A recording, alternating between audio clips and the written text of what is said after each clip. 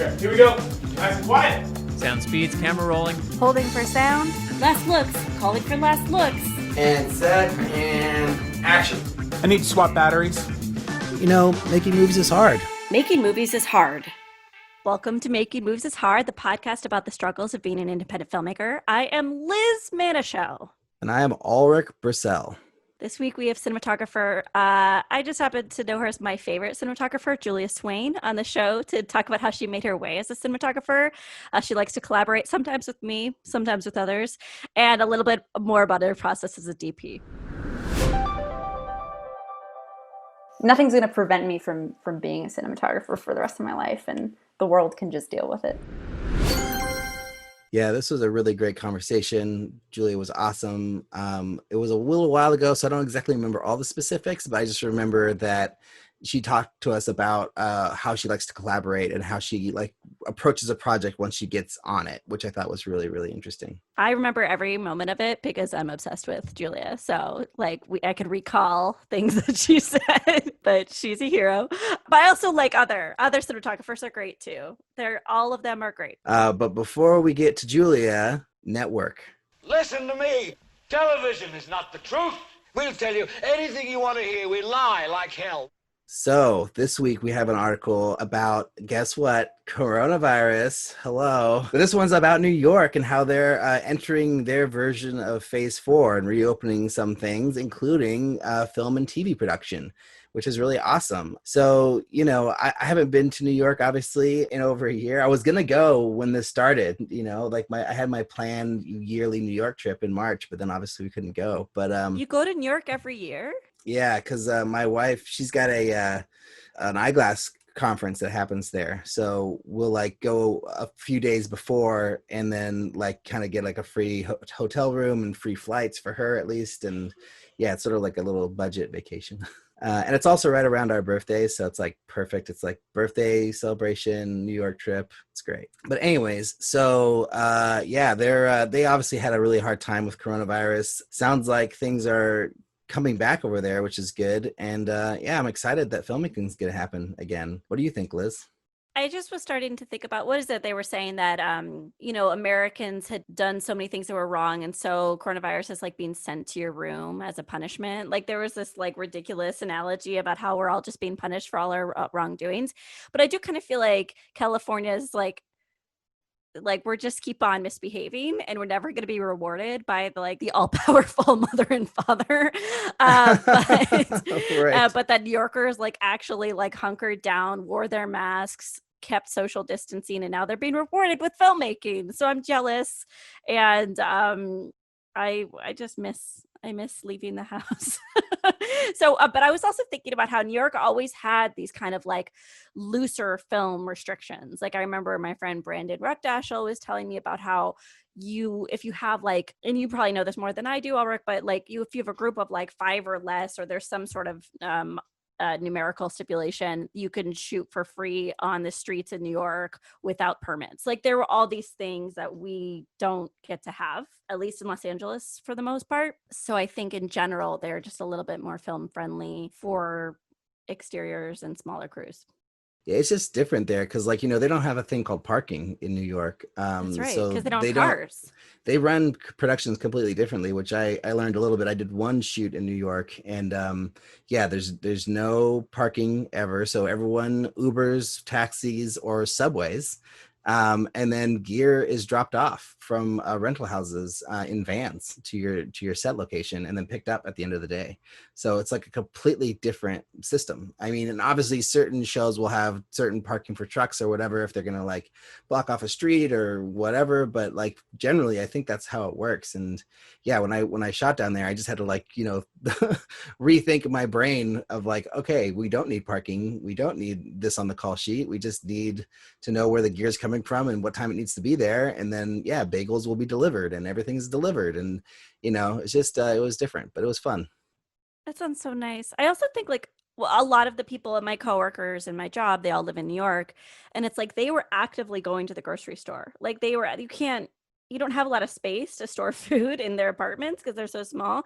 So it's it wasn't just them staying indoors and doing nothing that caused the rate of infection to go. You know, it's like they just were smart and efficient and safe. And Well, I think also because it hit them harder, like they did a worse job in the very beginning, and they like, you know, had like a much bigger outbreak in the start of this whole thing, that maybe that's what like forced them to have to like, you know, hunker down harder and like follow the rules harder and everything faster, because we didn't really have that here. And now it's like, you know, we opened up again on whatever, July 4th. And then now we're like, you know, back in it again because that all went so terribly wrong. we're back in our rooms, back in the corner. We're back in our rooms.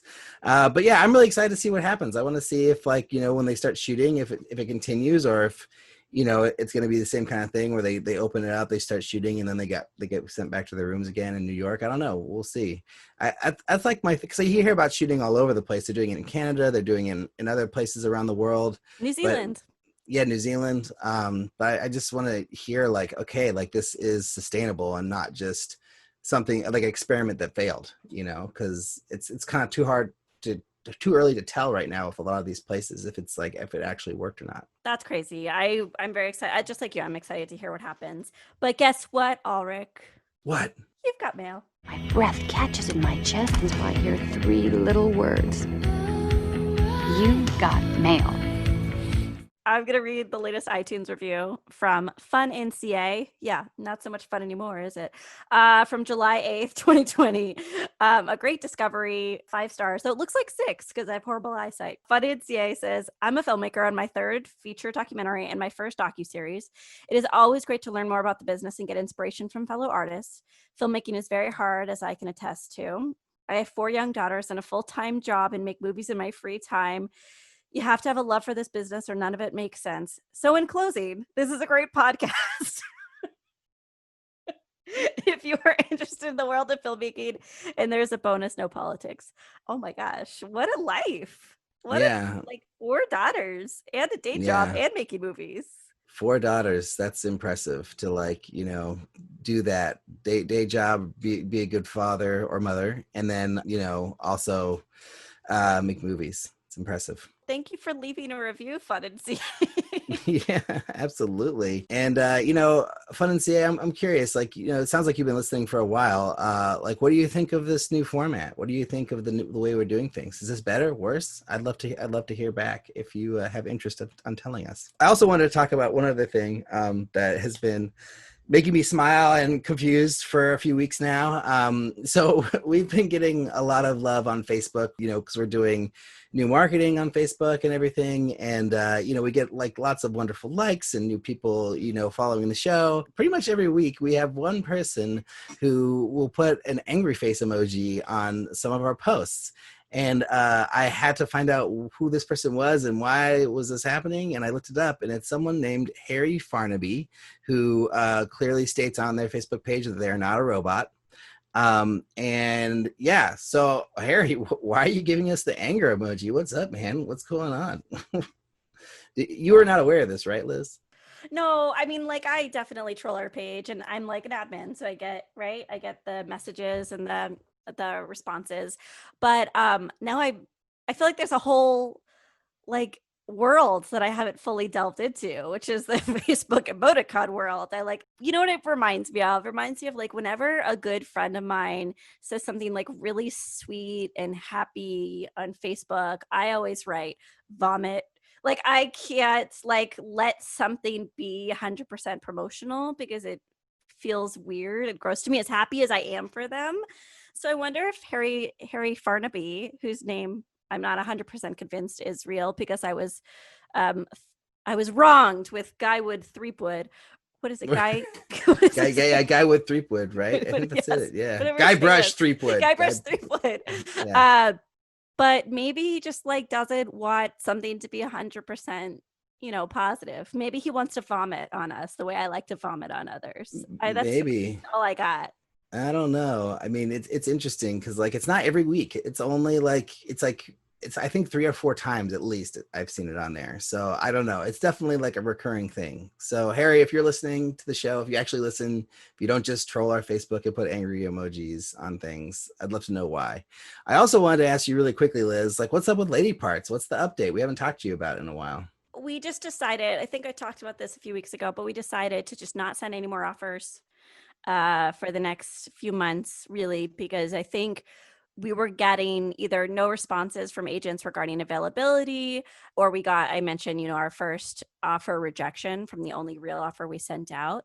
So for me, I just can't, I couldn't, like, I was very taken aback by the rejection, even though, like, very, everyone's welcome to reject me as often as possible, but it just felt wrong. It felt off. Sorry, Liz.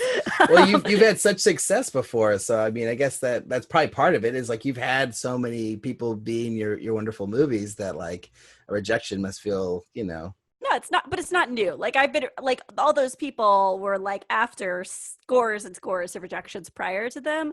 But it just felt like we should not be going out to people, because I think that individual, they may have rejected us for other reasons, but I think they rejected us because of the concept of, why would you make a movie in this? I think they assumed you were going to go to set like tomorrow.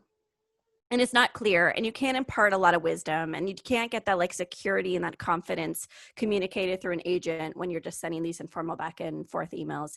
So what I've done, which I am actually taking a lot of joy in, is I've started to outline a new script. It's the whole point of the script is to write something completely different than what I've done before. And just like, we were just talking to Felicia Pride, I'm finding a lot of joy in just like creating something right now, because we're paused on Lady Parts, and because it's very depressing out there for creators. And so I'm just like, well, I'm going to find joy in writing right now. Are you? I know you're post and you're fantastic film, so you're still creating. Right. Oh, and I want to ask one more thing about Lady Parts. So do you have dates at all in mind? Like, are you saying September, October, or are you just like completely on hold for the moment? I mean, we have a production meeting every weekend. We actually are postponing ours today, but I have a camera meeting with our cinematographer every single meeting. We set LUTs. So we have our LUT set for the film. Like our looks are set. We talk to, I mean, it's like, we're still moving, but we can't, I don't think there's any point in giving a date right now, because I don't think we knew that California was going to roll back its restrictions. And I don't think we knew that like we would be going backwards instead of forwards. So I just think it'd be too frenetic to keep on pushing dates farther and farther and farther. What were the official rollback on the restrictions for filming? I don't even know. I just know that like restaurants are closed again and bars are closed again. So it's like, for me, it's like, well, then if we can't gather in public, it's going to be very difficult to get SAG approval. Like I was talking about last week, like it sounds like LA is shooting, not everything. And obviously, like I posted about the shoot I was on last week, and my friend who works in television, studio television, was like, I haven't had a job since March, So obviously some things are not back at all, but yeah, it definitely, things are being shot, so it's just, I don't know. I'm kind of really excited to see when you shoot, because I think that you might be able to shoot sooner than you think that you can, if you do it with a smaller crew, and if what you're shooting is not crowds, right? Like, I think that's the one thing that people I talked to in Los Angeles were saying, that like, oh, we can't do crowd scenes with, like, we had extras, but it's like 3 doing crosses, and they're like more than 6 feet apart when they do the crosses, and like that's kind of how they've done things so far. But I don't know, it's happening. I just think it's gonna be a while till it happens more at a regular pace, I guess. Yes, I've been negative all these months, but I think part of it is in good humor. But I really feeling very down in the dumps about everything this week. And this is not to derail the show, but it's just like, I'm looking for escape right now from like the reality of the situation. So I don't know. I would love to think that we're shooting in the fall. That would be astounding, but I can't even like let myself get that hopeful, which is a weird thing to say out loud on a podcast. But what I can do is like indulge in this very dreamy creative process that I've set up for myself, where I'm just kind of like writing whatever I want to see myself in this new movie so that I can just like live in delusion for a little bit. So I'm just going to live in my like weird screenwriter delusion for a few weeks, I think. Well, that's awesome. It's awesome to have the energy and the inspiration to write. Cause like for me, it can be hard to find that. And then when I find it, it's just like, okay, I have to write all the time while I have it, cause it might go away at any second. Well, I haven't opened up Final Draft, but it's like I had this image in my mind and I don't know where it came from. And it's literally just this image of a woman in a smoky bar and she's dressed like as a punk in the late 70s, early 80s. And that's literally all I have in my mind. And I'm like, oh, I love this. I love this image. I want to write a whole movie inspired by this image. So, you know, I haven't put pen to paper yet. I'm like starting to break down scenes and acts, but like, who knows? I also find it very difficult to write, and I'm with you. It's like really hard to get the energy to like sit down in front of that computer. So we'll see what happens when I transition from like my little notebook and pen to like actually making it real. That's such an exciting visual though. And I know it's pretty like a basic, but just you describing that right now, it's like I already have my own image in my head of what that is. And it's really inspiring to have even just that one image, you know, that you can work off of. And then to be inspired enough to actually start outlining around it, I think is wonderful, because we all have images and thoughts, but like how often do we actually go sit down and start to create a story around the image? So congratulations. Yeah. Thanks. And yes, I'm working on my movie, and you know, like I went on that LA job and it kind of completely derailed me. And then it took me a while last week to kind of get back to it. And you know, it's like, it was a 2-week break from editing and like getting all this feedback, and I'm still getting feedback and I can barely read the feedback emails. So if you sent me a feedback email and I haven't responded to you, it's just because it's just overwhelming. And like, I got some really, really wonderful feedback about the movie, and from Timothy, even, you know, old co-host, like he usually hates everything I do. And he actually really, really responded positively to this, which was amazing. But it's funny, like getting positive feedback, it's like I have my own thoughts about what the movie is and how good it is. So like all this positive feedback isn't like making me feel better about it. It's just I still know what the issues are. And I'm like basically going into the first part of the movie and like re-editing each scene, like step by step, and just like taking an hour working on like 2 minutes just to like see if I can make it better, and like going through the whole movie that way. So it's a long process right now, but I have my deadlines for Sundance that I want to hit. So I need to like kick it up a notch, you know. But I just heard back from a potential composer who's watching the movie this weekend. So fingers crossed, you know, he's composed 1 million movies. So I would be really honored to have him on board. We'll see how it goes. It's exciting. And I think like I have nothing going on next week. So it's like, okay, it's going to be all editing and fixing all these issues with the movie and making it perfect. I want to derail us because I want to talk about something about your film, but I'm like, no, Liz, don't derail us. But maybe we could, I'm just going to say it. What I love, I just keep thinking about the opening of your movie, Alrik, because and something that I noticed throughout the whole film is that your frames are so full, if that makes sense. I know that's like a weird compliment, but like very often when I'm doing a shot list, I'm just like, put the face. Do I put them on the left? Do I put them on the right? I don't know what's behind them. Who knows? But you, in the opening, you could tell that there's deep space. There's like different layers of context in the frame, and the whole image is like used to its capacity. And like a really, and that's what I'm working, like I saw that and I was like, oh, I really need to work on that. That was really well done. So for what it's worth, like I'm thinking about that a lot, is like, how do you compose a shot worth putting out into a movie theater screen or someone's computer, right? Because it's like there's a lot of information you can impart within one frame. And sometimes we just kind of give ourselves an easy way out and just put a face in there, but there's so much more you can put. So anyway. Well, thanks, Liz. Yeah, that's Jason and I together combining our forces to create these crazy images. But yeah, so if you want to be like fun in California, fun in CA, you can send us a question, comment, or suggestion to podcast@makingmoviesishard.com. Or if you like the show, you can leave us a review on iTunes, Spotify, or any of the other million places you can leave a comment or review for the podcast.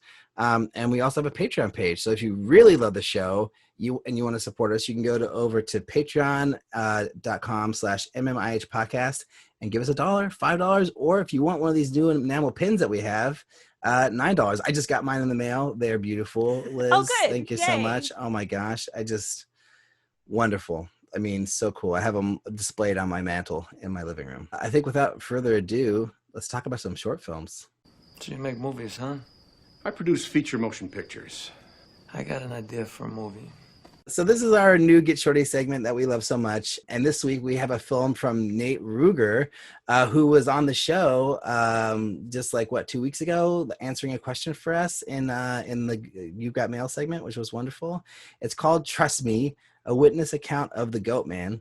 And, you should just stop everything, stop what you're doing, watch this short film. It's online. We'll put the link in the show note. It's on YouTube. It's gotten some pretty amazing hits on YouTube in just 10 days or so. So watch it now. And now here's Nate to talk about the film. Hi, my name is Nate Ruegger. I'm the director of the horror short Trust Me, a witness account of the Goat Man, which you can watch now on Alter, one of YouTube's top horror channels. And I'm very happy to be on this podcast, as I was in fact listening to this podcast while I was location scouting to make this short film, Trust Me. So talking to you all about short filmmaking, how I ended up choosing to make a short as opposed to any other medium. I was actually, interestingly enough, planning on making a micro-budget feature when the writer of this short film, Leslie O'Neill, came to me not only with a brilliant script, but with the producer attached, the cast attached, most of the crew attached, almost all of the props attached. So it was very easy for me to consider jumping on board a production that was already well along in pre-production. And I realized while I was considering making a micro-budget movie from scratch, having practically half a script, that the kind of movie I wanted to make, even as a feature, was something in the horror genre that I hadn't had a lot of experience in. So making this short film, I thought, was a great way to kind of direct something after a long time and to learn more about the genre in action. And at the same time, I learned that from hard lessons that the short film I had made as a thesis was a film that I tried to make as a calling card to Hollywood, that I hoped Hollywood would respond to, that I hoped film festivals would respond to.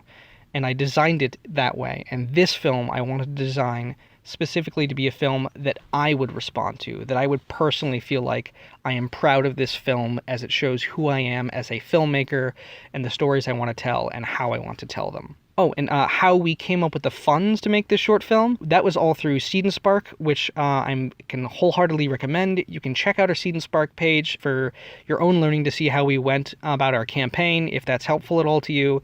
And I also highly recommend going through the backlog of episodes of this podcast as I listen to, I think, all of the ones about crowdfunding before we set about our crowdfunding campaign. And there's a lot of great lessons there. Before making the short, what I thought would happen to my career because of it, well, I hoped, like everyone else, that our short film would get into Cannes and Sundance and hundreds of festivals around the world for free because it was so famous, and I'd get a 5-picture deal at a huge studio in Hollywood. But that is not where I set my expectations. I set my expectations to hopefully get into a festival with an audience that would end up with a positive review. But mostly I really just wanted to have a short film that I could point to, that our whole cast and crew could point to and say, we are proud of this film. This shows our best sides of who we are as filmmakers. What did end up happening is that we did get into a number of festivals, about 7 festivals, that we're all very happy to get into, and we had an amazing experience at Dances with Films, where I got to see the film play in 5.1 surround sound in front of a packed house with great reactions from the audience. We got some stellar reviews from some great horror sites. And where we got really lucky was at Nightmares Film Festival, which, if you're a horror filmmaker listening to this podcast, pause this podcast, clearly do come back to this podcast, but pause it and apply to Nightmares Film Festival right now. That is my hands down best film festival experience of my whole life.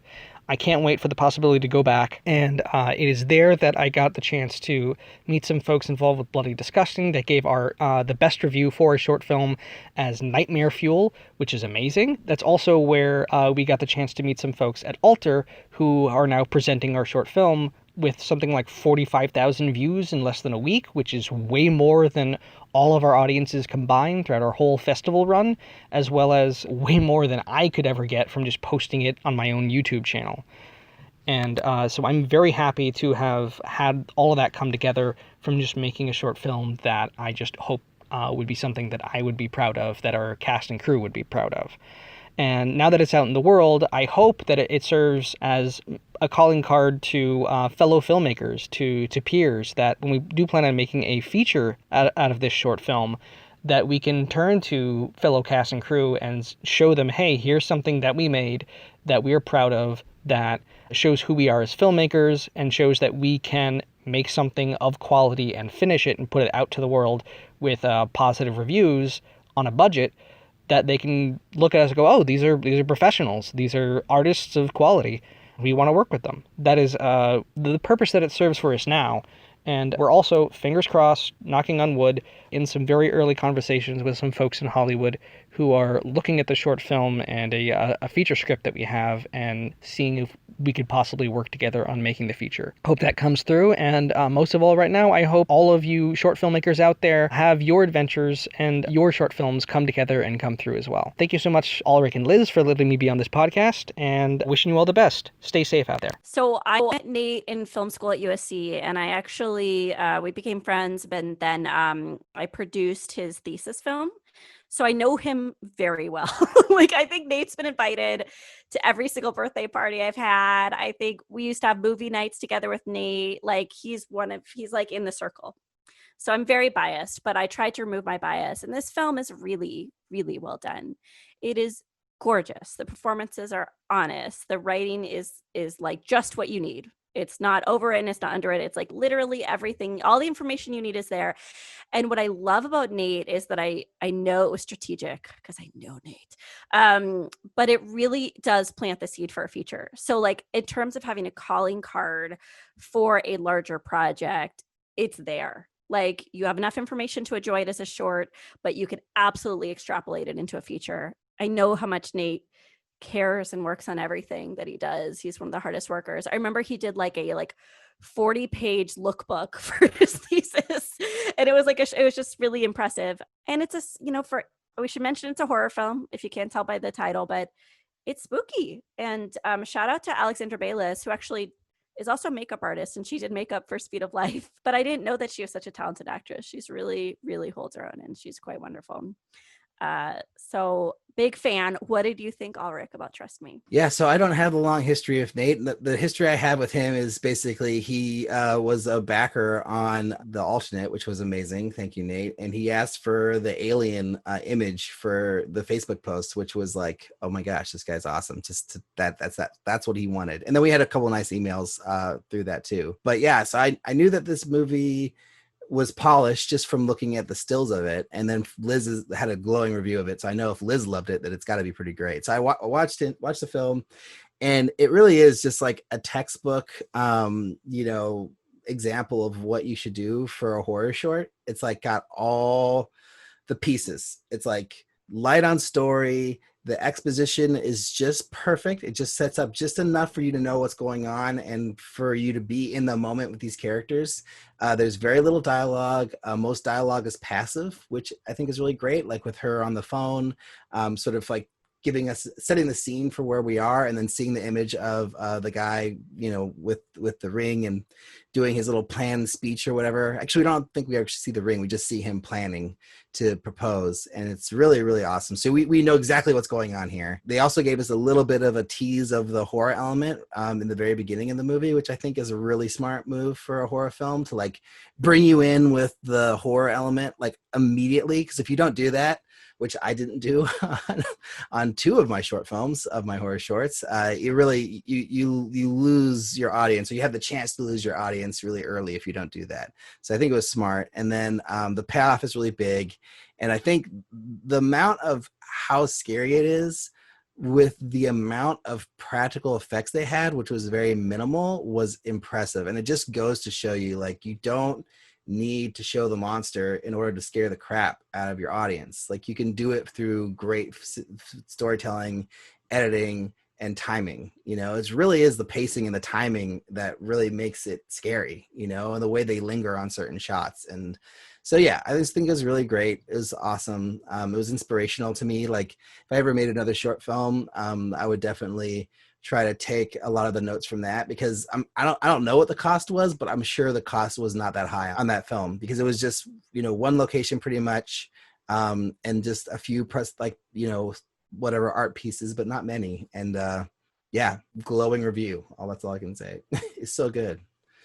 Yeah, I feel like, really though, for like, I'm not bullshitting. Like, for anyone who wants to make a horror short or a sci-fi short or any kind of like genre short, like, pay attention to what they do in this short film, because this is the way to do it. And keep your budget down. Don't spend hella money on all kinds of crazy visual effects and practical effects. You're not there yet. You'll get there eventually when you get actual budgets. You don't have to spend all your life savings, $100,000 making a short film. But this is the way to show people that you can tell a story, and that you've got a good vision for a film, or just filmmaking in general. So congratulations, Nate. Let's talk about imposter syndrome. What about truth? What about the reality?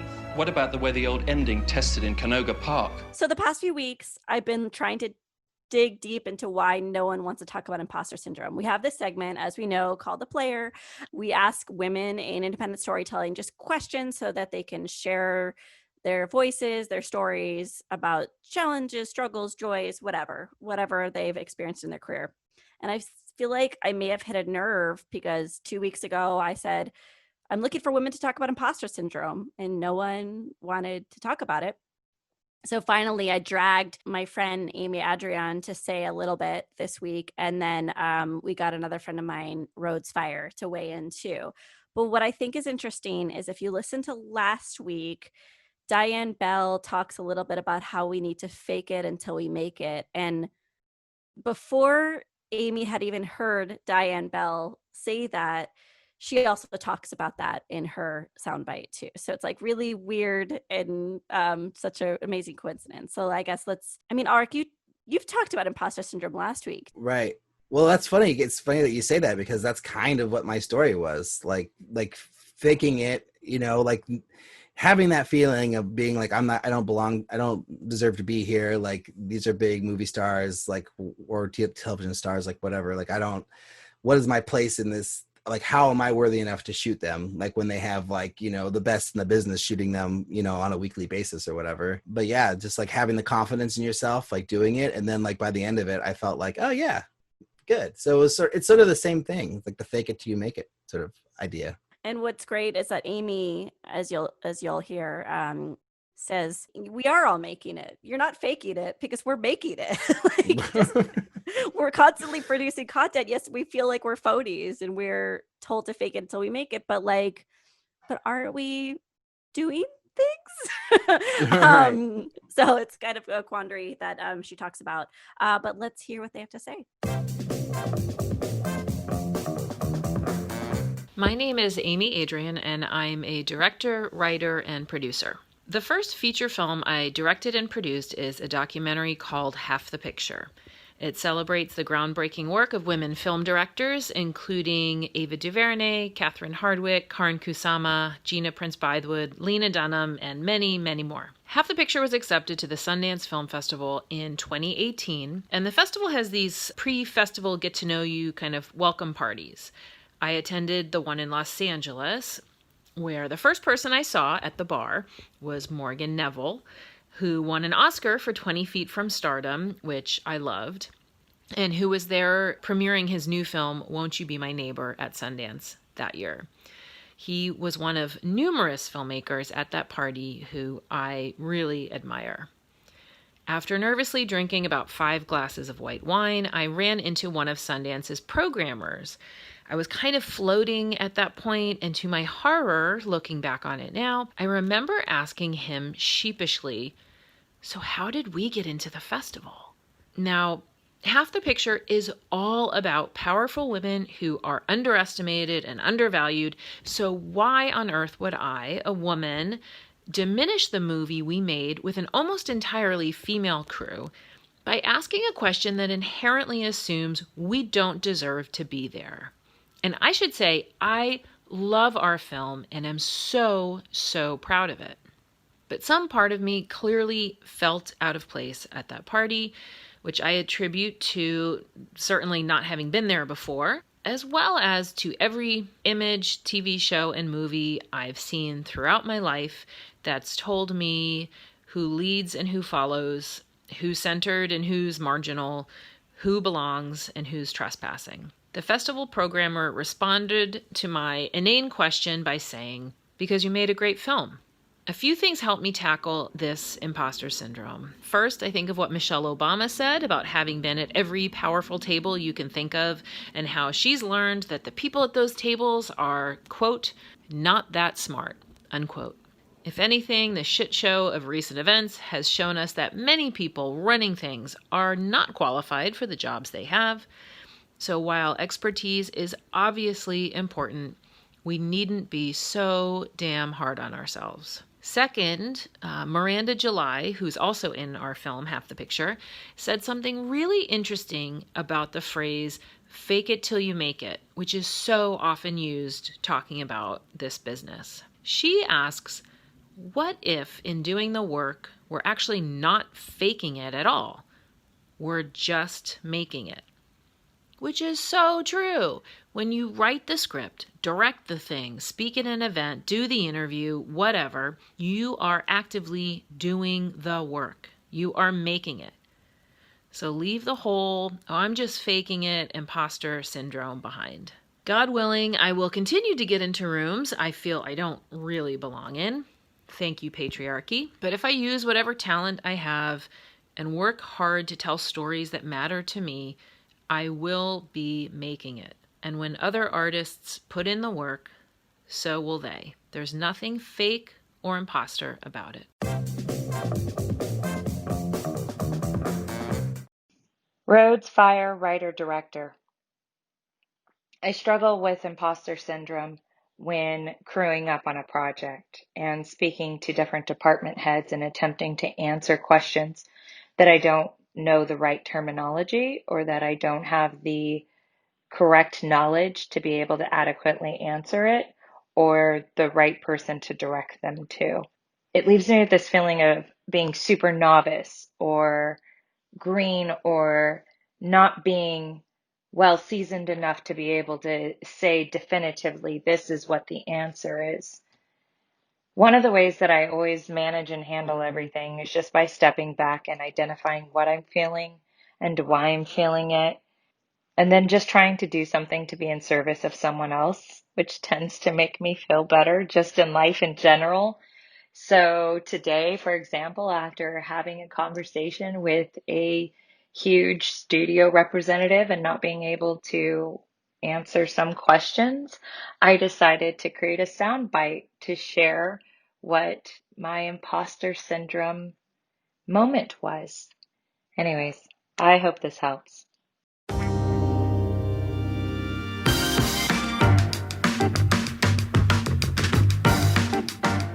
So without further delay, let's get to our conversation with Julia. Julia Swain, my favorite DP. Liz Manishow, my favorite human in the world. How's it going? Thank you. So we have kidnapped you and requiring you to be as part of our podcast. And let's start off with a few questions about Lucky. So question number one, which is your latest project that you shot. How many days did you shoot? So Lucky was a feature. We did it in 15 days. Nice. So a luxurious 15 days. Very luxurious. And if you can say, which you might not be able to, but what was the rough budget of the film? It was under $500,000. Yeah. So, it was very you had to get specific about numbers and departments and kind of where to put that money to make it work and really get the most out of it. How long did you work on it? Like when you were brought on until its release or its eventual release? I want to say I probably signed on a month or two before, and we prepped for a couple weeks. Prep on low budget films is tough. But we prepped for a couple weeks before, and we scouted and tech scouted and shot listed, and then we went into it, and it was awesome, but crazy. Crazy in a good way. And then how many people were on set? I want to say total crew was probably 20 to 30. It's pretty minimal. I think I had like 8 or 9 total in all my departments. Out of all your projects, how difficult was this one? I would say Lucky was not difficult. I've been on much tougher shoots. And I think because this one had Natasha Kermani directing, who's an absolute fearless leader and very organized and knows what she wants, and a great team of department heads. And I'd worked with many people before, and my crew was amazing. And so it's just because it was so like a family making this movie, it wasn't difficult, per se. It wasn't painful. It was very smooth. And of course, it had the challenges of like a 15-day movie, having to improvise at certain points, and et cetera, but it was not difficult in relation to like other movies I've had to do. Did you find yourselves going, over on any of your days or having to cut things, or was it pretty smooth sailing? I don't think we ever went over, and I don't think we had to cut stuff. I think we shot listed knowing I kind of have found over the course of my career, like, I know what the magic number of setups is, like based on crew size and budget and location and lighting, etc. I don't remember ever losing anything, and we couldn't afford to go over, so we just never went over. What's the magic number of setups, Julia? I want to know so badly. I think on this one, where it was 4 to 6 people on G&E total, including Gaffer and Key, it was probably somewhere between 20 and 26, I want to say, like quality setups. And you're talking about like per shot or setup, and then like you do multiple shots within the setup? That's setups. So then there's multiple takes within those setups, yeah. Which, when I started out, I was like, I can do 40 setups because I didn't know what the hell that meant, and then you learn like the capabilities and like, I'm all about quality over quantity and doing things with intention. So, you want to get what you want to get and make it the best you can. Yeah, it's hard to say like how many setups we had in our movie, because like it would be like one big setup and then generally a bunch of other setups within that setup, And I'm talking single cam, but we did have a few days where we had a B cam, so then we got a bit more. But I want to talk about gender. Can we talk about gender? What is it time to talk about gender yet? You can talk. Let's talk about gender, Liz. Go ahead, Liz. You're excited. You're ready. Well, I just was thinking, what you said about your director of Lucky reminded me of our first meeting, Julia, and you were like, why are you looking for a female DP? And no one had ever asked me that question. I always thought as a female director that it was my duty to bring on female department heads. And then I met you, Julia, and you became my DP for life, and I just really respected your talent and your acuity. But like, I guess my question for you is, do you find yourself targeted by people who are looking for quote unquote female DPs? Yes, I do. Yeah, and I think I asked you that, and I want to know because I don't want to get a job just for that reason, and I've been in interviews where like they wanted a female DP, and they hadn't even looked at my website, but they met with me because I was a woman, and it was like, come on, guys, like, and so I understand that some stories, directors will feel more comfortable if there's a woman behind the camera, and for whatever reason.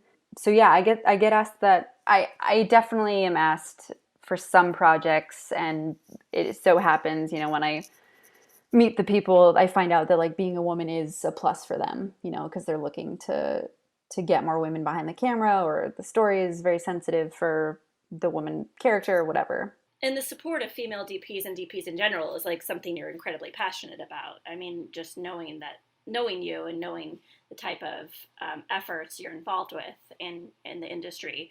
I'm realizing now, I was like so excited to talk about gender, and I'm like, I totally cut off Alrik because I know that we were talking about setups. And I don't even remember what my question was. It was like something that I was going to ask like 4 questions ago, and I forget what it is. But I'm sure it'll come later. But I'm happy to talk about this. Let's explore. There's like an alternative timeline where we're talking about setups right now, and it's like this great organic conversation.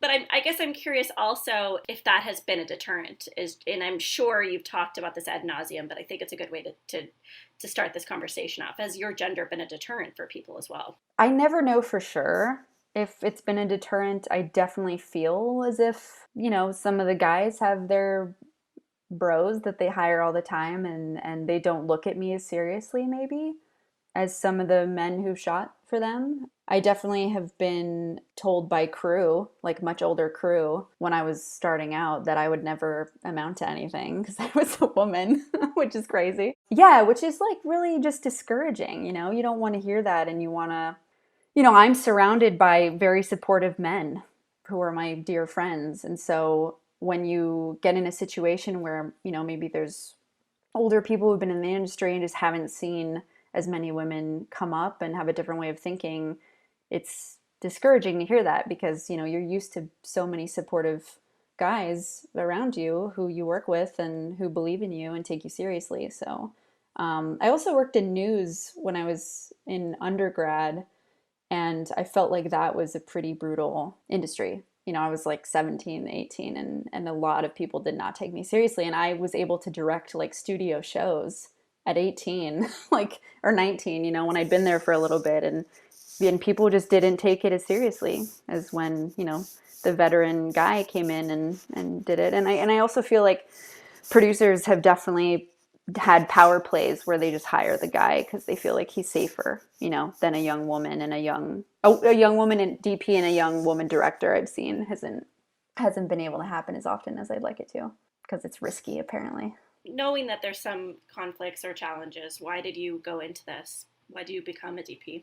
I can't imagine doing anything else. I've only done movie stuff. I've only shot, and I don't know. I guess it was just always something that interested me. And, you know, even down to like my jobs as a 16-year-old, like I worked at a movie theater. I never worked in retail. I never did anything else. I always pursued this. And it's an interesting question that you ask because you wonder why you'd want to be part of something that's always been like a guy's club or something, you know, like what makes you want to be in that when it's, you know, supposedly more difficult to get into. But I don't know. I think I live in a different time that's, you know, I know there's still very unsupportive people in organizations, but there's a lot of supportive people in organizations. So I feel like I want it so bad that nothing's going to prevent me from being a cinematographer for the rest of my life, and the world can just deal with it. So was it a struggle for you to get into the camera department in the beginning, and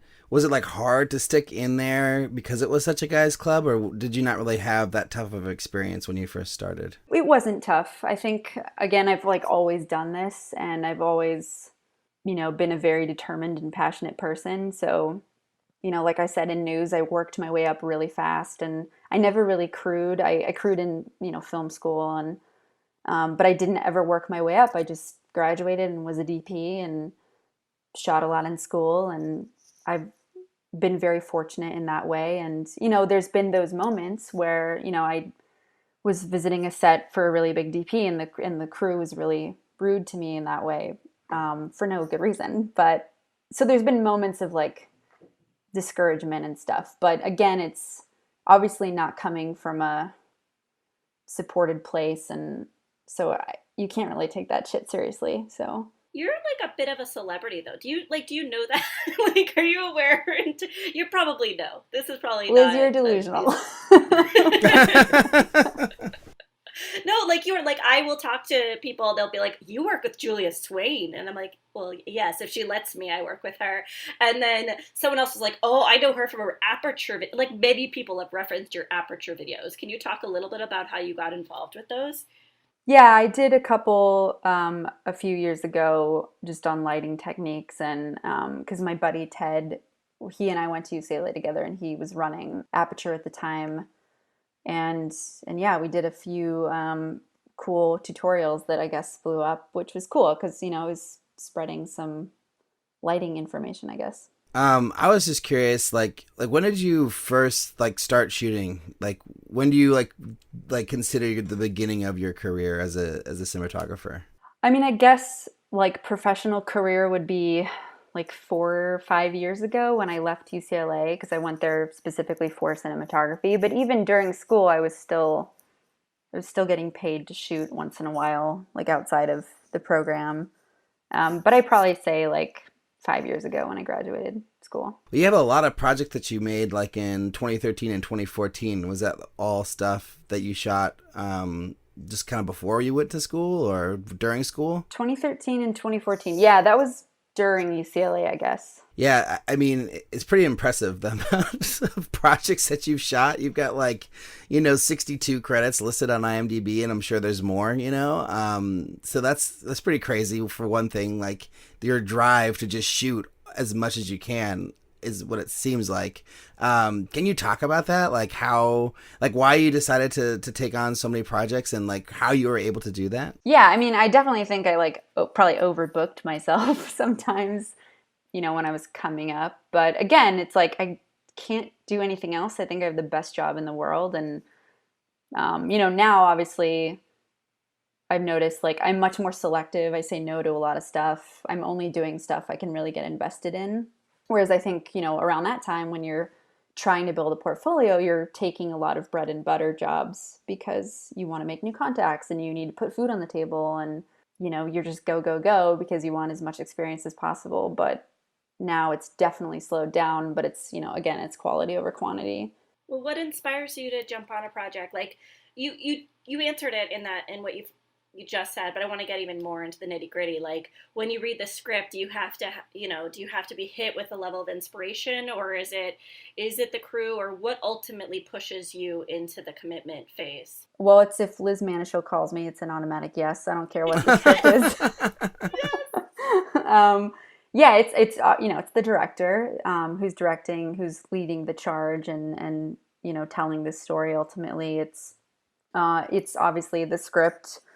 Script and director is probably the two biggest things. Yeah, I can't really take on any script that I don't absolutely fall in love with. I think you find things in every script that you relate to or that you feel that, some kind of connection to. And I really have to care about the characters, and really, because again, I think I say this in every single interview and every single podcast, but I really truly believe that what makes a wonderful script and a good script is what's not on the page and knowing what is beyond what's written. And so the more I can get invested in what's actually not there and have more knowledge beyond, what we're actually translating on the pages, I think the better work I can do because I understand it at a much deeper level, and that, ultimately dictates how we're going to tell the story on screen. So it's that level of investment I'm looking for. And yeah, I mean, yes, it's budget to some degree. I'm not going to take on a script if I can't do good work and I can't have good people. You take risks when you tell me that I can only have so many people, and if the rates are whatever, I can't get the best keys, I need to have some sort of level of respectful budget for my departments because that does ultimately feed into the work you do. And, there's a level of wanting to protect your vendors and your crew. And, unfortunately now, it's, the budgets are much better, and, that grows naturally as you move through your career. But, you're always going to do little passion projects and, indie darlings that you love and with people that you love. So that plays a factor too. So what's the minimum kind of crew that you want to work with, in your departments, camera and G&E? What are you looking for? It depends on the project. I mean, and how fast the producers and the director want to move. On G&E, I try to have key plus, on a tiny, tiny movie that's a short, it's a key plus 2, right? So there's 6 on G&E. Because again, when you're doing small stuff, I'm usually operating, which I absolutely love operating. I'm addicted to it. They're my eyes. I can't look at the monitor all the time as just the cinematographer. I'm looking at it as an operator in the moment. And so I think it's really important to not have a sad amount of people on G&E. But, it's usually 5 and 5 on big commercials, or 6 and 6. It's much more comfortable, and I can see the monitor because I'm not operating. And then cameras, first, second, DIT, and then if, again, depending on the day, if there's moves and stuff, getting a camera PA who wants to learn and kind of hang with us is great too. But have you always had that on all the features and projects that you've shot? You must have worked with smaller teams before.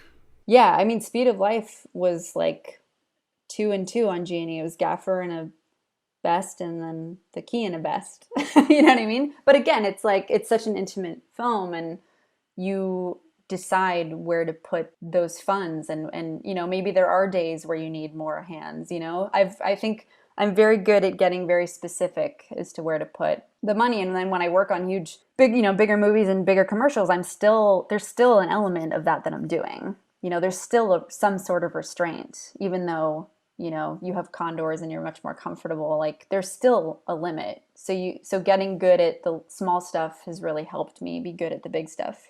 So for directors like me, not like Alrik understands camera, but for directors like me who just may be a little bit ignorant in terms of photography or photographic eye, is there a mental checklist that you're making when you're looking at a frame right before you're about to go? Like, are there things that you're checking yourself on before you say, let's roll? Or is it instinct at this point? Or how does that work? How do you know that you're ready to shoot?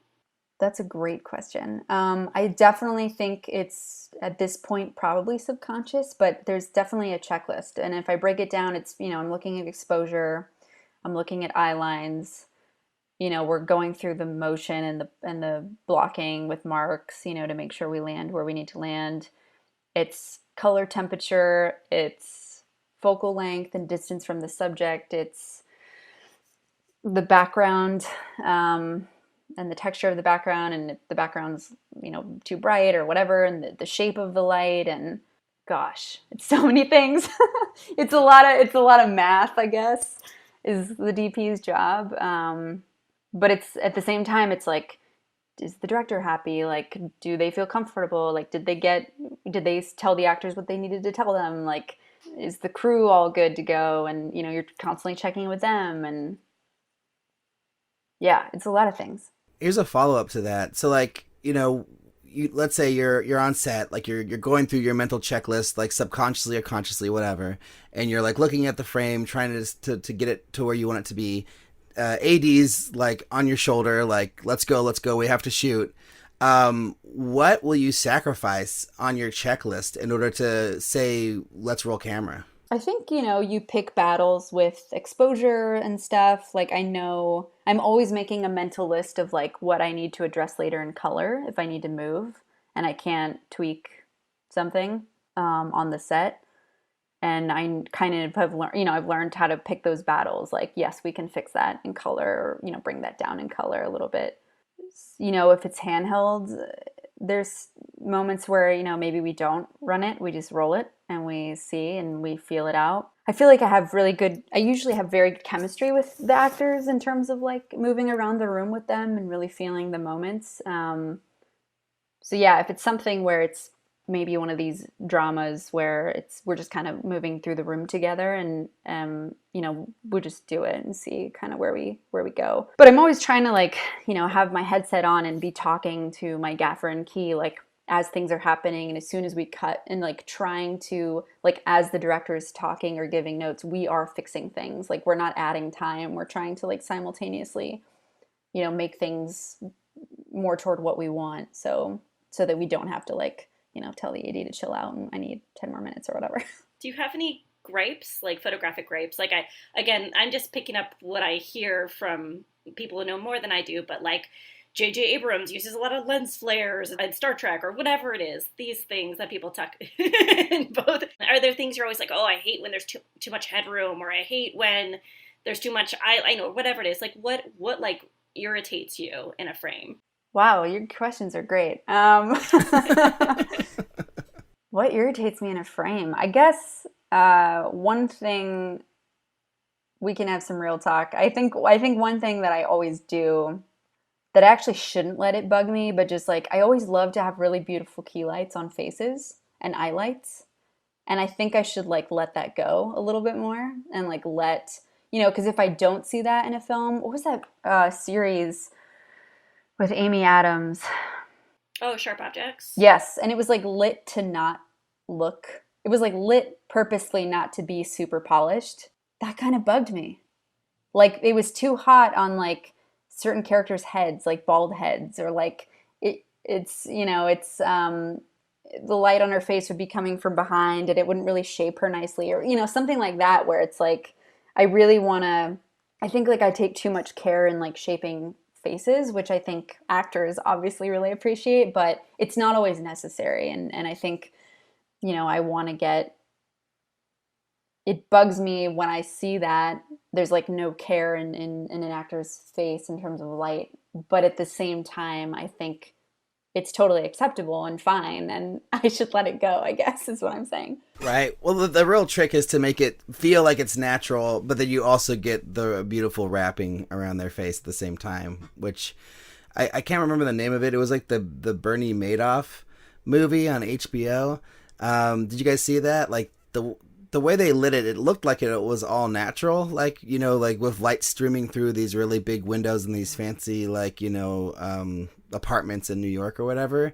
But like they still managed to have this amazing like work on their face. And yeah, which I think like when I do it, it's natural. Like it just looks like Return from the bounce on the wall that the window's hitting, or I always mean to make it look my work is still very minimalistic and like naturalistic, but I guess maybe letting go of that a little bit. And the other thing that bugs me too that I wanted to say was like when camera moves, and again, I think there's work where this is great, and the camera move is not motivated. It's just, it's a different sort of storytelling. But I really like when the actor dictates where I go, and that way it's very seamless.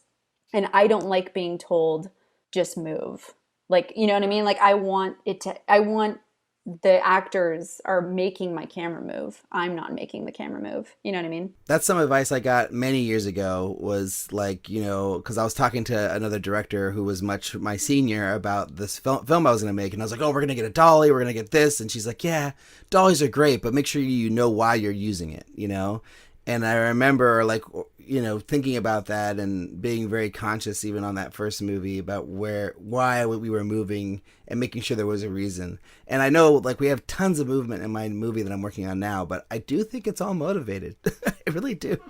And I don't know, it'd be interesting for you guys to see it later and it'd be like, is it motivated? I feel like too, like, even in Lucky and stuff and Speed of Life, like it doesn't mean that the actors are moving when you're moving. You can still, there's scenes where they're sitting down and it's a 2-shot. We're just like constantly pushing in and that's the scene or whatever. But, just having reasons. I'm all about just having reasons. Even if that reason isn't really apparent to the audience or whatever, I want to know why we're doing this, because otherwise to me, I can't. What does it mean to me? Nothing. And it can't be because it looks cool. It has to be because it's saying something, But I think that's kind of what we're told as directors, or what's implied to us sometimes, is you hear, oh, well, I want a director who's sexy and cool, and there's a lot of momentum in their film, and there's like a brand or whatever it is. And you look at, Scorsese and his, all of his work is astounding, but like the energy of all his films could be misinterpreted by a bad director to just like have that moving camera all the time. So I guess my question is, like, how do you push back against someone who suggests a camera move or an adjustment to picture that you don't agree with? Again, if it's the director, it's like I'm there to serve them in a way and tell this the way they want to tell it. I'm their partner in it, but ultimately, like, I want to get them what they want. So most of the time I'll show them my version, or we'll do their we'll do their version. And if I really don't agree and it does feel weird, they'll see it and they'll feel how weird it is too. And then they'll say, okay, let's do your version.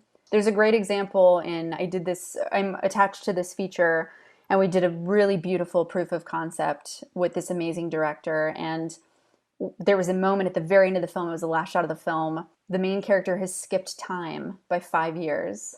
And what? We do this one. I know. I do all these time travel things. It's awesome.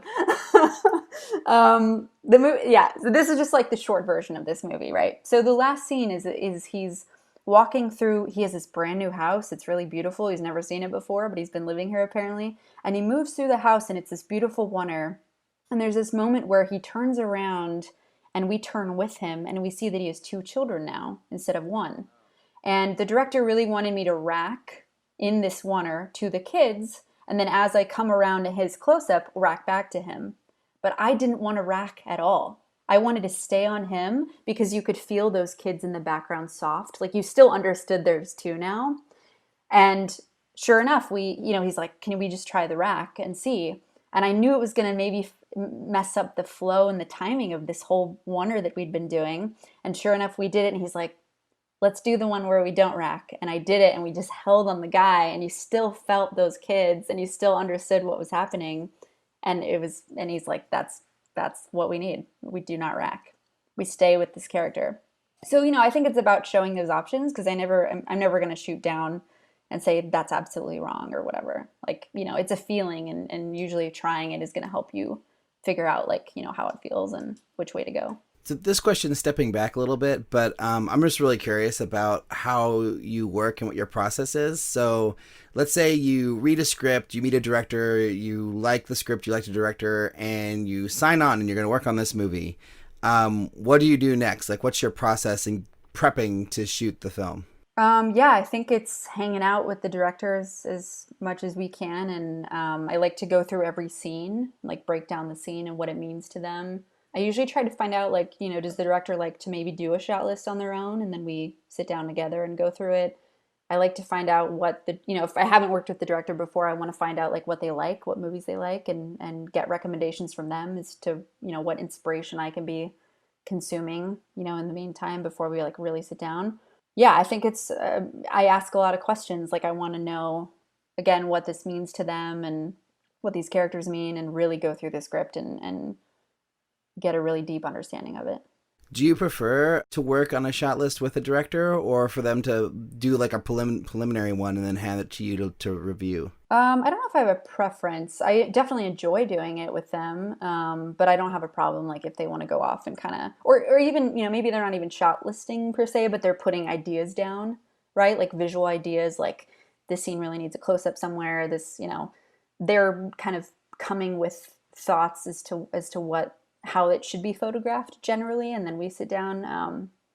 But yeah, either way is great with me. But I do really enjoy going through it with them, because I have a lot of opinions on how to photograph, obviously based on what they want. And do you do decks and things like that, and mood boards or any of that stuff, or do you kind of just leave that to the director? Yeah, I definitely, and this has come with time. I think in the past I didn't do as many decks, but I'll always do a deck for an interview. I'll always do some sort of mood board, either on my own for my key department heads, to have inspiration in their heads, or, with the director, and we'll combine some inspiration and send it to every department head. And then last, super specific question about this, do you feel comfortable building a shot list without having seen the locations first, or do you feel like you can't really build your shot list until you've been in all the spaces?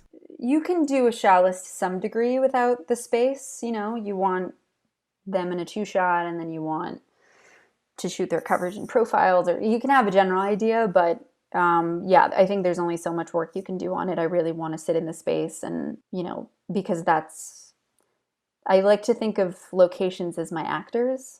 I'm photographing these locations, and depending on what they are and their color and their texture and their windows and the practicals inside and whatever, that's going to dictate how I treat that space and photograph that space. Julia, what fuels you? When you say that you love being a cinematographer, but what's the high? Is the high come from the pressure, or the time constraints, or the cool gizmos, or the beauty of what you're looking at? Can you identify what really brings you joy about this? I'm just trying to get in your head. I don't know if you could tell. Yeah, I'm in my head a lot, so you'd think I would know the answer to this. I think it's the process. I think it's the beauty of the end results, and the tediousness of making films and putting it all together, and going back to that deep understanding of the story you're telling, whether or not you share all the depths with your audience. The beauty of having to do this in such detail and with such care with so many amazing people, and then seeing that end results, and sitting in a movie theater watching something I've done and hearing the reactions, which I'm sure for you and other directors is amazing as well, is so gratifying, is one of the best parts. I think it's the collaboration factor. I work with so many of my best friends on my crews, and we work together, as often as we can. So like just having that relationship is amazing. I really love that, everyone contributes ideas, and like I think, you know, I don't think I was ever not open to anyone's ideas, but just like I've come to so appreciate how collaborative it is, and like, I want everybody's opinions. And even like, Carlos, who firsts for me a lot, has like so many genius ideas, because he's watching every shot and pulling focus and like feeling what those shots are. So like I just love that everybody contributes, and I think that's a really beautiful thing. And I get that set is really hard, and like you said, there's tons of pressure and scheduling and money, and yes, I have moments where it's like it can be overwhelming and it is really hard, and I don't sleep and whatever, but I don't know, all of it together, like set is my favorite place probably ever. So I don't know, I just like love, and and it's different. Like I get to tell so many different stories, and I don't sit at an office desk every day. Like that's amazing to me. Is there something you've always wanted to try? Like I've always wanted to direct a horror film. Like I know it's ridiculous, but that's like my goal in life is to direct a horror film. And I'm sure, thank you. And Alrik, I'm sure there's a type of movie. Well, let's just ask Alrik, is there a type of film that you really want to try? I want to do a space movie someday. I've always wanted to do a space movie, and yeah, it would be great. So like, Julia, is there some kind of cool cinematography gizmo that you really want to use, or is there a type of movie you really want to be a part of making? What is there something in the back of your mind? Yeah, there's a couple like wish list things. Like I want to shoot a period piece in the 70s or 80s. I feel like would be really fun. I want to do more stuff that's not modern day Los Angeles. You know what I mean? Because I feel like I shoot that a lot, and which is fine. It's great, but I want to like go into like a different period. And I want to do television. I've had some opportunities. I'm not quite there yet, but I'd love to shoot a show and like stay with those characters for a long time and really explore where they go. And I guess those would be my two things that I really want to do. Are there any like heroes you have who inspire you and like drive you to keep going? Yeah, I feel like I have lots. I think I admire a lot of cinematographers. I think the one who pops in my head is Mandy Walker, who's just did Mulan, and she just is such a sweetheart and just has, I don't know, everybody says this about Mandy Walker, but she just has this aura about her that's like, she's just so kind, but like so intelligent like she knows what she wants, and like is just this powerful, sweet soul. And she's, been a mentor in a lot of ways to me, and very open with sharing her stuff, and she's come a long way. And I think she's probably the person who comes to mind, but there's lots of cinematographers that I think are really inspiring. And Liz Manashil, frankly, is a hero of mine, so. Aw, that's really sweet. Let me jump in with another question that's not in any way tied to the conversation. And it clearly reads that I am seeing this on an outline. But my question is, how do you... Actually, I really do want to know the answer to this, Julia. Like, when people look at reels, when directors look at reels, what should they be looking at? How can you identify a good cinematographer from their work by looking at a reel? I mean, it's not, I think a lot of directors are like, oh, it's so pretty, I want to work with them. But that's not it, right? So how can you deconstruct a reel? Versatility. Like, do they have a lot of different things? It's interesting, because I feel like if you really want to get further as a DP, you really have to focus your portfolio, which is something I've been talking about a lot. Like, I really think you can't have, super flat comedies on your website next to like really moody horror films. I just don't think it works. You can do all those things, and I think like I can light anything. Like I don't just know dramas, right? Or horror. Like I can, I've done like higher key commercials, and like we understand how light works, so we can do all kinds of different, moods and stuff. But I feel like if you can focus your portfolio, it's better. But at the same time, in your reel, you want to see different skin tones. The director needs to see scope, and knows that you can handle these different things, because I think it just shows your ability to adapt and like really understand needs for a certain project.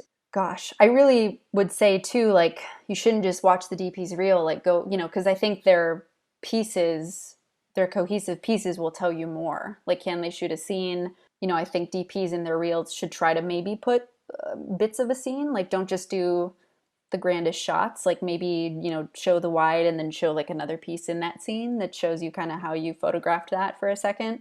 So we talked about this on another podcast with some other directors recently, and some of the answers that were given were, and this was from our perspective on what we think we should look at a DP's reel. And I want to just see what you think of this. Is this true? But like night interiors, night exteriors, like those kinds of things. Like, are those actually harder to make look good, or is that just like a misconception that us directors have? No, I think night exteriors especially are really tough, especially on budgets. Like you probably don't have a balloon light or whatever, like, and what is, yeah, I mean, you can tell like what to that cinematographer, like what does moonlight look like? What is, how do they deal with those things, I think. And again, going back to like versatility, like how do they handle all these different scenarios and locations, and like it kind of tells you like, what they might do or what they're drawn to, I think. Are there cheats? Like, have you seen cinematographers that are maybe in the earlier stage of their career, maybe not, matured in their abilities or skills, kind of put together a reel that you think tricks people into hiring them? I know that's an odd question, but I just think as director, I think directors can be tricked easily. So I'm just like, have you seen this happen? No, I don't think I've seen any reel that was like misleading. I definitely think like, we post a lot of screen grabs and those are misleading, because just because you have sexy frames from your commercial doesn't mean, the camera in motion looks great. You know what I mean? It's just a small snippet. So yeah, I think trying to look, frankly, reels are great, but I think trying to look beyond that will tell you even more about the cinematographer. So I was looking at your website this morning and I noticed that I didn't really see a reel on, at least not on your main page. Is that something that you did specifically? Like you just rather people watch your work, or? I just haven't had time to like update. I have a narrative reel. If you dig on my Vimeo, there's one. But right now I've shot, I think it's like 3 or 2 years old, the one that you can find. But right now, like 2019 was so commercial music video heavy. Like I still did a ton of awesome narrative, but I really got to build a commercial and music video portfolio. And right now I'm cutting a separate reel for that, and I'm cutting a new narrative reel. But at the same time, like I feel like I don't need them. Like there's plenty of things. Again, you can just watch the piece, and that will probably tell you more. Now, there's a lot that's not on my website that's like celebrity and like beauty work and things like that I'm excited to put in the reel, because you'll see, familiar faces and work that you've never seen that I've done that is still high quality and just kind of gives you, product and like things like that to show that I've done that stuff. Well, that brings up another question I have, which is the idea of like landing the job. So, and this is something that you and I have had to work on too, is the idea of like, when you work with cast, you can't share unapproved images from the film, right? You have to get like all of these approval processes if that's built into the contracts with talent. So how do you self-promote? Is it your agents right now? Is that how you get the job? Is it posting far after the project happens, unfortunately? Or is it negotiating with producers? Or like, how do you leverage one project to the next project? Well, first I always try to bring a hard drive to set. I never ask a company for footage later. I think that's a pain in the butt and I don't want to bug them. So I try to always give my DIT or whoever some sort of drive to just get a take of each thing, or like, whatever I thought was really cool that I'd like to show. For features and stuff, like Lucky is not out yet and it doesn't have a trailer yet, but I'm super proud of it. So, there's like a private reel of Lucky that my agents can send, and you can sign a thing or whatever, and they can't share it, and but that gives them a taste of that movie and like what I was able to do on that movie, and same for Speed of Life. Like there was just a private like 2-minute reel, some music, like doesn't give anything away, but kind of gives you like, this is the scope of the film and this is the work I've done. My agents can send those things out, but yeah, I mean with features it's again, it's hard to leverage. I know, like, you know, we weren't able to post stills from Speed of Life, and like, you know, sometimes it's nice to be able to share a taste of something, or you know, BTS, but that's totally understandable. And I don't know, patience as a cinematographer is important. So how important do you think it is to have like an Instagram and like be active on social media as a cinematographer? Do you feel like you need to be posting things all the time to show like different images, or is it just something that you have just because you have to? Like, how do you feel about those things? Unfortunately, I think it's really important nowadays, because I have got jobs from Instagram. Like, that's actually a thing, you know, and it's not randos, but it's, you know, it's directors who saw it because they're friends with another director I worked with or whatever, and then they went to my page and they DM and they're like, hey, I have this thing, this commercial, like, can we meet about it or whatever? Like, that's really cool. It's like this other page for your portfolio that you can have to kind of share. And I think it's been also very helpful because you see me working a lot, and like I like to share, you know, if I'm prepping or, you know, between takes or whatever, like I like to share knowledge and like the process and stuff. And so people think I'm like really, really busy, which, you know, is mostly the case, but sometimes it's not. But at the same time, I feel like there's DPs who don't have Instagram and they're just fine, but they're, you know, most of them are older and they have that kind of built-in network, so they're able to kind of keep flowing from job to job and not have to post. But I definitely think Instagram is this visual community, and like being part of it, at least for me, has been important.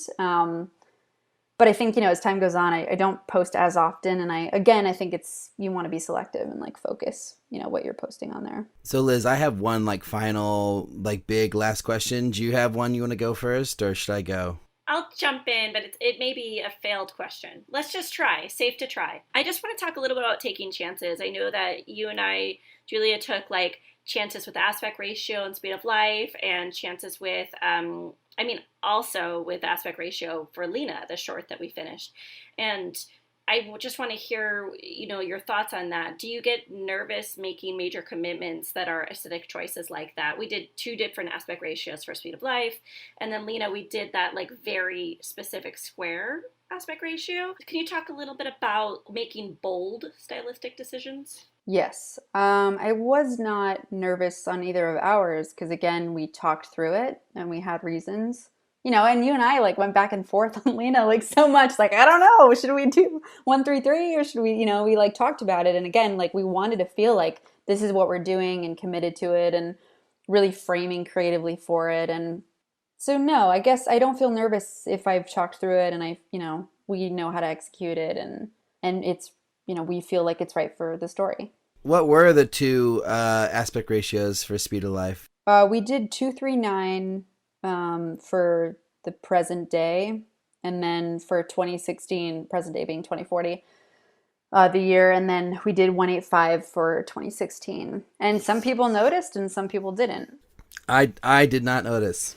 That's awesome. So yeah, we shot spherical for 2016, and then we shot anamorphic for 2040. So my last question is kind of a big one, but going back to what we talked about earlier, when you got started, you shot a lot of things while you were in school, and then after school, and just in general, you've shot a lot of things. So the question is, for like young cinematographers, like, would you suggest people to do that? Like, just buy a camera and like try to find any project that they can shoot to get practice, or like, do you think it is better to be more selective in the beginning? I guess I wouldn't say buy a camera. If you're going to buy a camera, like, don't buy an expensive camera. Don't buy a cinema camera. Like, buy something that maybe you can take stills with and video and, like, you know, shoot a couple little passion projects or whatever.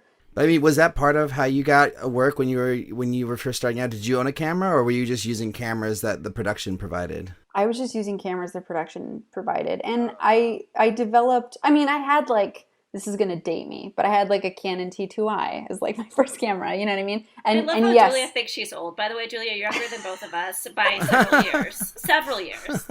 I thought you were going to say HVX 100 or something. No. Canon T2i. I do know what that is, though. No, I can you ask that again? Because I want to think about it more.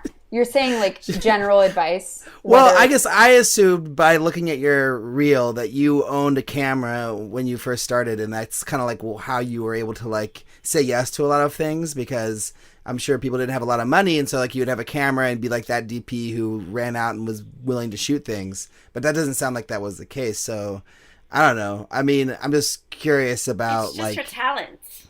All right. Yeah.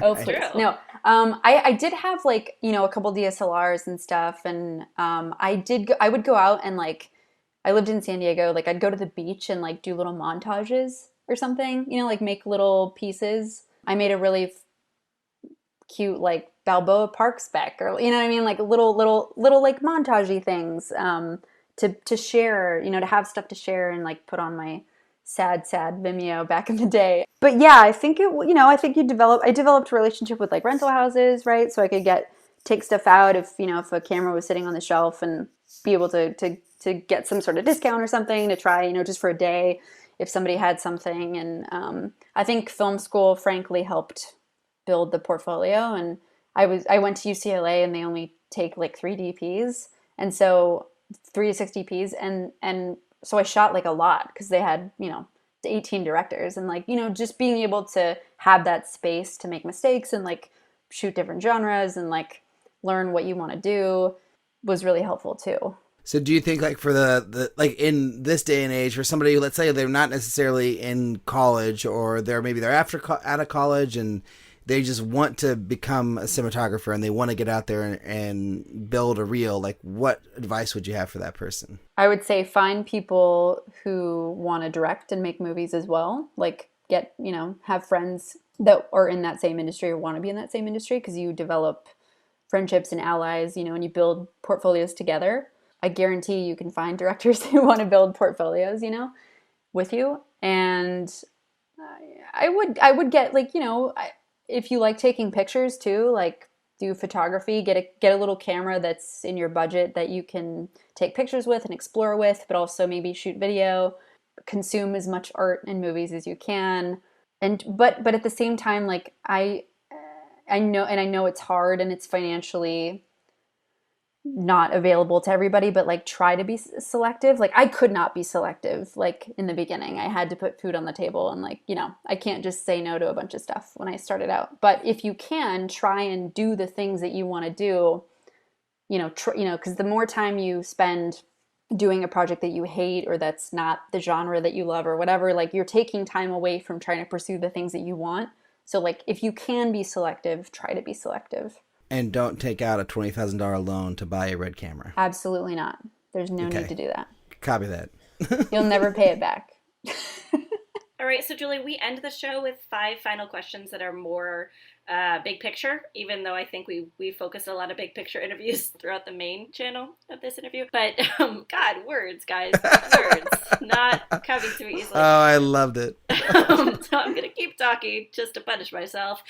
Julia, what's the first film you ever shot, and how do you feel about it now? Film as in feature, short? Anything. What's the first thing? I don't know the answer to that question. What do you remember?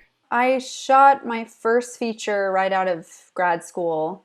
It never got finished, sadly, but I thought it was good work. And, I shot a lot of shorts in undergrad that I laugh at now.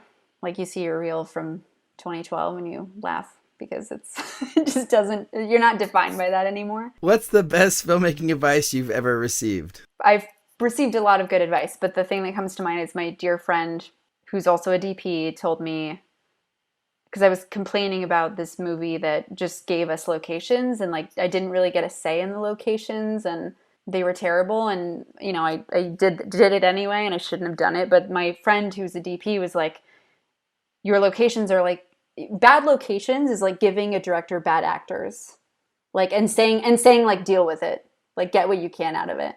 Like, you know what I mean? And you need to fight for good locations, or locations that give you what you're looking for. Because if not, then you're going to be really limited.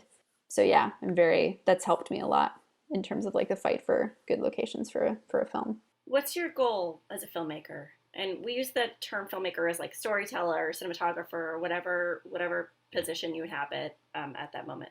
My goal is to continue to tell really profound stories and connect with audiences and reach bigger audiences and I want to talk about things that are hard to talk about in real life in films, like loss and grief and disease and things like that. If you could go back in time, what's one piece of advice you would give yourself? I would say everything's going to be fine and slow down because you don't need to move so fast. There's a really good Billy Joel song that talks about that. Okay. Is making movies hard? Is making movies hard? Yes, but yes. Making movies is extremely hard, but it's extremely rewarding and amazing, and it's one of the best. Making a movie is one of the best experiences you can have. Awesome. And Julia, where should people go if they want to find more about you? You can go to juliaswain.net and you can hit me up there and see some stuff I've done, or you can go on Instagram, which is the only social media thing I use, and that's just at Julia Swain. So thanks so much for listening, and thanks to Julia for being on the show. That was such a fantastic conversation. Really, really inspirational about just getting shit made. So if you want to check out our website at makingmoviesishard.com, you can find links to the things we talked about on this episode, some of Julia's work and some films that she shot. If you want to get in contact with us, you can send an email to podcast@makingmoviesishard.com or find us on Twitter, Facebook, and Instagram at MMIH Podcast. I'm Alrik B on Twitter and Instagram, and Liz. I'm at Liz Manischel on Twitter and Liz Manischel Film on Instagram. Please, if you like the show, tell a friend, help us get the word out. You can leave a review on iTunes or Stitcher or a comment on Spotify. That would be great. I don't think we have too many of those. And finally, thanks to our producers, Greg Holtzman and Joshua Sterling Bragg, editor Allison Stoney, and the whole Bloodstream Media team for making this episode possible. And we'll talk to everybody next week.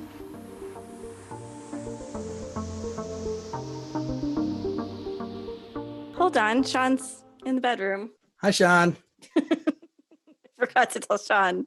That's a bonus. That's a bonus cameo for all you YouTube listeners out there. I'll just wait till he gets. Did he poop in his outfit? You're going for a walk. Okay, sorry. Cool. It's either one or two things.